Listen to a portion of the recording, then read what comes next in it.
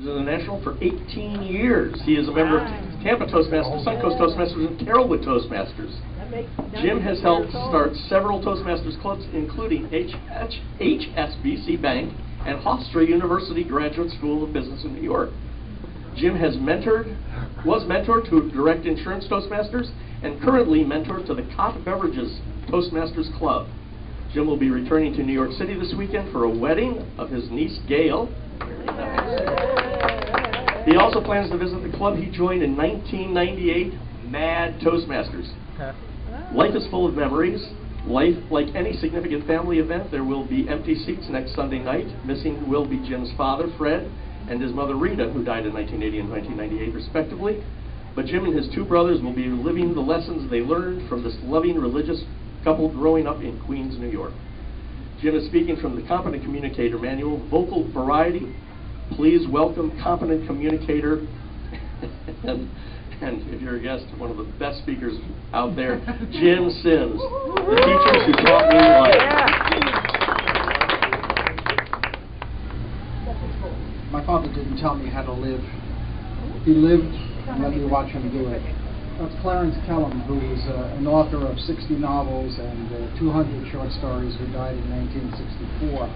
Perhaps if we were to say it in a different way, you might say something like, actions speak louder than words. Or Ralph Waldo Emerson, what you do speaks so loudly, I cannot hear what you say. And I learned a lot from my parents, sometimes what to do and sometimes what not to do.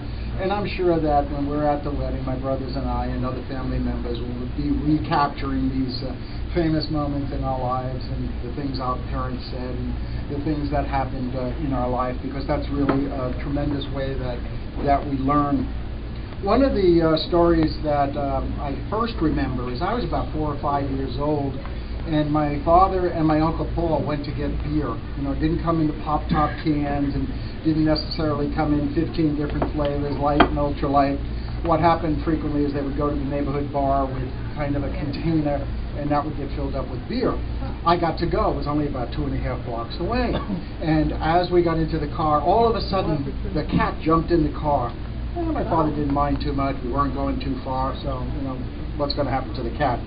We got to the bar, and when they came back and got set to go home, all of a sudden, Skippy jumped out of the car. I said, Dad, Skippy got out. Skippy's out. I tried briefly, I think, to get Skippy back in the car, and my father said, don't worry, cats always come home. Now, just 2 weeks ago, our cat Simba, we had to put him down. We had to go to Blue Pearl. 16-year-old cat, actually his owner died. My wife surmised that his owner must have been a captain in the Marines or a colonel, and because he was so regimented. And we put him to sleep, and I'm thinking, all the cats that we've had all of these years, Skippy's never come back. And so I think what I learned from that, and I'm thinking Skippy would be 60 now, so he's probably crossed over Rainbow Bridge a long time ago. But what I learned is beer is good, and your parents aren't always right.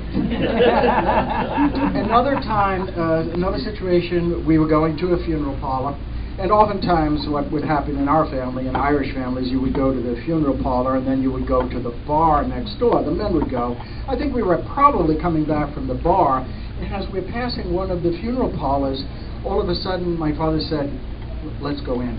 I said, Dad, we don't even know this guy. Why are we going in? And my father said, because he has no one to pray for him. And so what I realized then is that life is about what you do when no one is watching. And that was a very important memory that I learned. I remember the first report card in Archbishop Malloy, freshman year. My mother had been a Barnard College graduate, a Wilson Fellowship winner, and I thought it was pretty important to get on the honor roll, so I'm really kind of nervous. And when she comes home, I said, oh, how did I do? She said, well, you got an 81. I said, oh, thank goodness. But she said to me, and I really, really believed it, she said, it doesn't matter what grade you got as long as you did your best.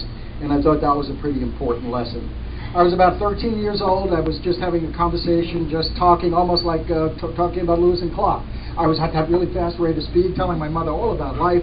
And she stopped me. She said, Jimmy, I have no idea what you just said, but you said you know 23 times, including you know. Now, so many years later, so many Toastmaster experiences under my belt, and I'm still working on those filler words. I actually have learned to ignore the clicker. Another time, perhaps about 2 years later, my mother was in the Queens County Council of Catholic Women. She had an opportunity to take a one-time, one-shot public speaking course. And she was telling me that she was going to give a speech that night. She said, "Oh, I'm so nervous." I said, "Don't worry, you'll do good. You'll do really, really well."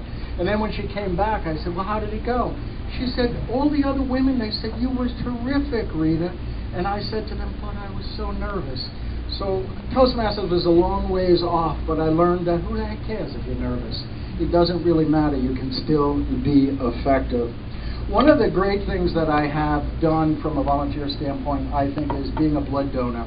And when I think back, how did I learn that? I remember my father worked for Nachman Cadillac. He was a parts manager. And back then, if you had surgery, you had to line up the replacement pints of blood, or you had to belong to a blood bank. And so it was a gentleman that he worked with was going in for open heart surgery, needed 16 pints of blood. My father lined up to donate blood at the local church. And I didn't donate blood until I was 19 years old at Fort Leonard Wood. And my only regret is perhaps I should have started when I was 17.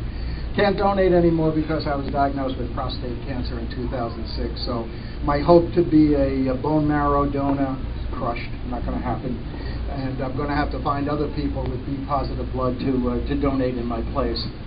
But I learned a lot from my father about volunteerism. I remember when it was Thanksgiving one year, he worked for the Holy Name Society and also the St. Vincent de Paul Society, which gave alms to people in need. And he talked about going up to the apartments that were about 2.5 blocks away. And there was a gentleman that had lost his job. And back then it was $50.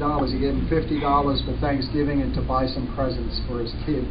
And I realize sometimes you can't be that far sometimes from being down and out in life, and it helps to have somebody step up and make a difference. So when I look back, I think what my parents did is they invested time in us. I remember going fishing with my father, and actually the only time looking back where I think it helped to be a cigarette smoker. So we didn't have any bait for the fish in that clear, pristine lake. But you take that little tin foil or whatever that your cigarettes were wrapped up, and you put it on a homemade hook. We caught some fish. We caught some fish doing that. So, hey, not such a totally bad thing. I also remember playing ping pong with my dad. He was a left-hander. We had a table that I think he constructed in our finished basement. And I remember always trying to beat him. And then finally one day I did beat him. And when I look back on it, I'm thinking, did he really let me win, or did I actually beat him? And then it got to the point where I could routinely beat my father at ping pong. So in closing, my mother was a Barnard College Wilson Fellowship winner, majored in psychology. My father never graduated to high school, but they had a tremendous relationship. They worked extremely hard, and they were able to give me the opportunity to attend Fairfield University, a great Jesuit school, and to make something out of my life. And one of the good things about being retired now is my GPA average doesn't really matter. Thank you.